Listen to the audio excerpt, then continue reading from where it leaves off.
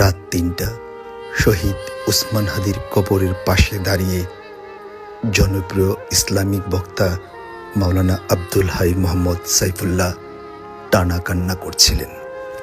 তার কান্না যেন কিছুতেই থামছিল না। আপনারা যারা এই ভিডিও দেখছেন, দয়া করে এই ভিডিওটি শেয়ার করে দেবেন।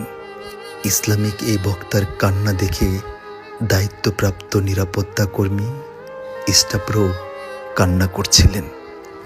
তিনির সঙ্গে পাশে থাকা সাধারণ মানুষও তিনির সঙ্গে দুহাত তুললেন রবের দরবারে। শহীদ উসমান হাদির সমাধির পাশে এরকম দৃশ্য সকাল বিকাল মধ্যরাত ভোররাত পর্যন্ত চোখে পড়ছে। এরকম ভালোবাসা গজ কিংবা ফিতা দিয়ে মাপা কখনো সম্ভব নয়। এমন ভালোবাসা কেবল ভালোবাসা দিয়ে মাপা সম্ভব। এমন আকুতি মিনতি কেবলমাত্র মহান সৃষ্টিকর্তাই নির্ধারণ করতে পারেন। একজন মানুষ আরেকজন মানুষের জন্য দুহাত তুলে মোনাজাত করে কান্না করে